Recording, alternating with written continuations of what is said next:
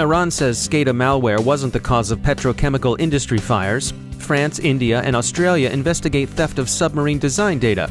Citizen Lab's investigation of iOS spyware renews debate over cyber arms control. The shadow brokers haven't yet got their $500 million, but their leaks chill U.S.-Russian relations and prompt both election fears and concerns over zero-day disclosures. U.S. prepares to revise its anti-ISIS social media operations. A security firm gives its medical device vulnerability research to a hedge fund, hoping to profit from selling the affected company's stock short. And fisher folk in at least 2 states should be alert lest they find themselves in a social engineer's creel.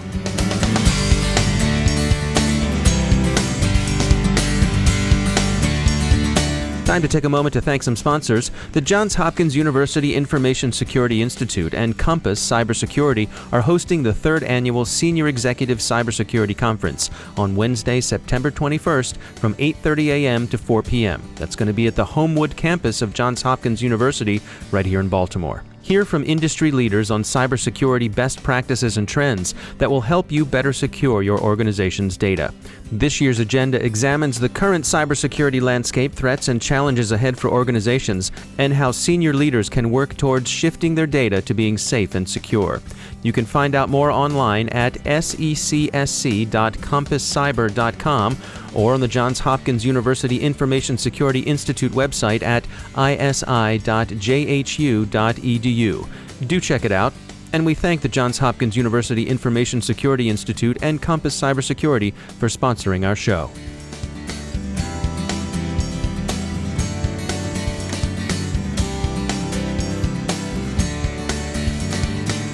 I'm Dave Bittner in Baltimore with your CyberWire summary for Monday, August 29th, 2016. Iran says a recent series of fires at its petrochemical facilities were not the result of a cyber attack. Official sources report that such facilities had sustained attempted attacks, but those attempts were unsuccessful and unrelated to the fires they sustained earlier in July of this year. Brigadier General Gholam Reza Jalali, chief of Iran's Civil Defense Organization, said his organization's inspections of SCADA software discovered, quote, inactive viruses in 1 or 2 petrochemical complexes, end quote, and that the infections were remediated without incident. He also observed that at least some of the malware came pre-installed with industrial control systems purchased abroad. India, France, and Australia continue to investigate theft of design documents related to the Scorpen family of submarines. The data belong to French shipbuilder DCNS, which has contributed to the design of Australia's related short-fin Barracuda class of diesel-electric boats. French investigators so far believe the theft was committed by a rogue DCNS insider. India is also a user of Scorpen-class submarines, with 6 boats building or in service. It's unclear so far where the data went or on whose behalf they were taken. The investigation occurs as Australian authorities work to shore up that country's cybersecurity. Of particular concern, and not apparently related to the DCNS breach, are reports of long-running Chinese intrusions into Australian government and corporate networks.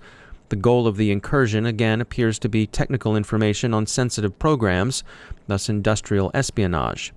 China's embassy in Canberra denies the whole thing, totally groundless and false cliches. Also, China's a big victim of cybercrime and cyber espionage, and not at all the bad guys here, says the embassy. Observers react to reports by Citizen Lab and Lookout of iOS 0 days, since patched by Apple, actively exploited by surveillance tools provided by Israel-based, California-owned NSO Group. Citizen Lab is particularly insistent that Ahmad Mansour, whose iPhone was found infected with Pegasus spyware exploiting the since-patched Trident vulnerabilities in iOS, was a legitimate human rights advocate and not a cat's paw for subversion or terrorism against the United Arab Emirates. Haaretz, among others, thinks the incident calls for closer scrutiny of what many are calling cyber arms dealers. It's worth reading the comments section on many of the articles. When an editorialist calls for restrictions on products like those the Citizen Lab report associated with NSO Group, within the first few comments one sees an accusation that the writer is shilling for Wassenaar, the much disputed and still evolving cyber arms control regime. So the question of how threat actors might be controlled without impeding legitimate vulnerability research remains open. So does the question of what counts as a legitimate lawful intercept tool and what counts as a legitimate intelligence operation. Discussion of lawful intercept tools is reminiscent of long-running discussions that sought to find distinctions between offensive and defensive kinetic weapons. Discussion of legitimate intelligence operations has continued to turn on issues of vulnerability discovery and disclosure. The Shadow Brokers incident prompts many to see its leaked 0 days as an object lesson in the unwisdom of hoarding as opposed to disclosing vulnerabilities. The Shadow Brokers are, as current consensus holds, a sock puppet for Russian intelligence services, who possibly operated with the assistance of a compromised insider, although how they got the material they're advertising remains an open question. The incident is regarded by many as an escalation of U.S.-Russian conflict to levels not seen since the Cold War. Concerns for upcoming U.S. elections, which may be vulnerable to both information operations and direct manipulation of electoral returns, prompt some gestures toward infrastructure protection from the U.S. Department of Homeland Security. These gestures are not being universally welcomed by the states, many of whom sniff a federal incursion into their turf, and other observers question whether such measures as designating elections critical infrastructure will be on balance positive steps. Another issue regarding vulnerability disclosure cropped up late last week. Muddy Waters Capital, a hedge fund, shorted the stock of St. Jude Medical Incorporated, which trades on the New York Stock Exchange under the ticker symbol STJ. The short sellers also announced that St. Jude's pacemakers and other related devices are, Muddy Waters says, vulnerable to hacking. The fund also suggests, quote, a strong possibility, end quote, that nearly half of St. Jude Medical's revenue will be lost over 2 years as devices are recalled and vulnerabilities remediated. Muddy Waters did not, of course, perform the vulnerability research itself. The hedge fund was approached, it says, by MedSec Holdings, a security firm focused on the healthcare sector. CEO Justine Bone told Bloomberg she thinks St. Jude can fix the devices, and she hopes they do so soon.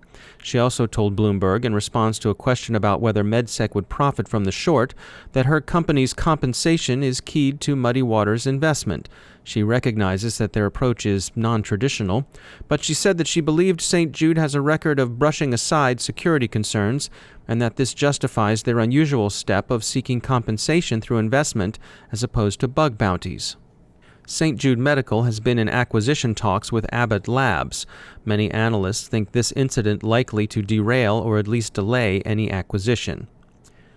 Returning to information operations, the U.S. government is reported to be again rethinking its social media effort against ISIS.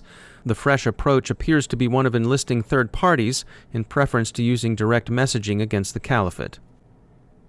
Finally, there have been 2 curious, similar but probably unrelated incidents in which Fish and Wildlife Services in Kentucky and Oregon suffered breaches exposing personal data of game license applicants. In the Oregon case, one Mr. High is demanding ransom and threatening to leak the information. So if you're fishing in the Ohio or the Pacific Northwest, take care you don't wind up as some social engineer's catch of the day. It's time to take a moment to tell you about our sponsor, Recorded Future. Recorded Future is the real-time threat intelligence company whose patented technology continuously analyzes the entire web, developing cyber intelligence that gives analysts unmatched insight into emerging threats. At the CyberWire, we subscribe to and profit from Recorded Future's Cyber Daily.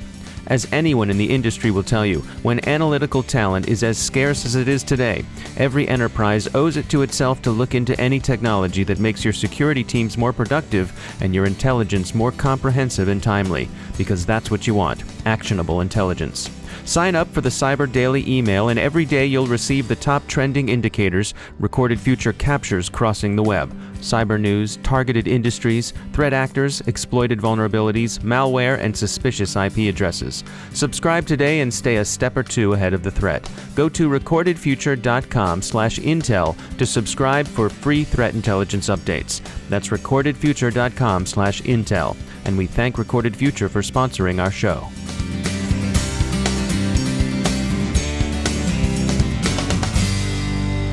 Joining me is Marcus Roschecker. He's the Cybersecurity Program Manager at the University of Maryland Center for Health and Homeland Security.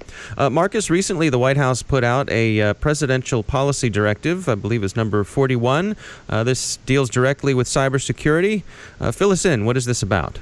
So about a month ago, the White House issued PPD 41, which is called U.S. Cyber Incident Coordination. And it really tries to address one of the fundamental problems of cybersecurity, which is the question, who's in charge and who's responsible for responding to a cyber incident in the government? Who do victims contact within the government once they become victims of a cyber incident? So this is what the PPD tries to outline.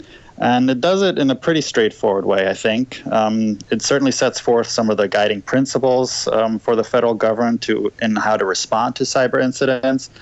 And it also establishes clearly the lead federal agencies that are going to be responsible in a cyber incident response. Give us some examples. Who's responsible for what? The PPD kind of breaks it out into different response areas for a cyber incident. So you'll have a threat response area, an asset response area, and an intelligence support area of responsibility. What does that mean? A threat response deals primarily with law enforcement, national security, so really how to investigate a cyber incident. And for that response area, the PPD says that the FBI will be the lead agency, the lead federal government agency to deal with threat response. The second area of response would be asset response. For that, the PPD 41 says that Department of Homeland Security is in charge. And what does that mean? Well, Department of Homeland Security in its asset response responsibilities is going to provide technical assistance to organizations, to victims. It's going to help them find some of those threats that are out there, try to patch some of the vulnerabilities, help with risk assessments, and then outlining some courses of action that the victim or the organization might want to undertake in response to the cyber incident. So that's DHS, the Department of Homeland Security's job, according to PPD 41. And then finally, the last area of responsibility that the PPD outlines is the intelligence support area. And for that, it says the Office of the Director of National Intelligence is going to be in charge. And basically, we're talking about intelligence here, right? So we're talking about increasing situational awareness across the board. Federal agencies should know what the threats are based on what the intelligence community knows so that they can be better prepared for any kind of cyber threat. Has there been any reaction to this so far? Is it being positively received? I think anytime you try to provide more clarity, anytime government tries to provide more clarity in terms of what the roles and responsibilities are and who's in charge, I think that is always well received.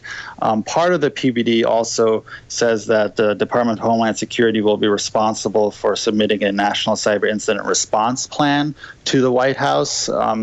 And I think that's going to take this PPD even a step further in terms of outlining some of those roles and responsibilities and clarifying those roles and responsibilities for both the government, the public sector, and the private sector in terms of what some of those roles and responsibilities are. So we're going to see this National Cyber Incident Response Plan relatively soon.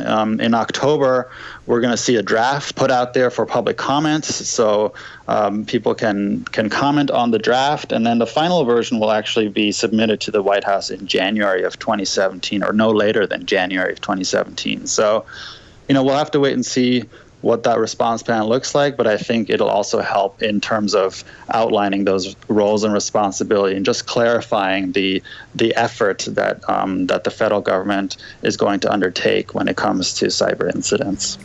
All right, Marcus Roshecker, thanks for joining us. And that's the CyberWire. For links to all of today's stories, along with interviews, our glossary, and more, visit thecyberwire.com.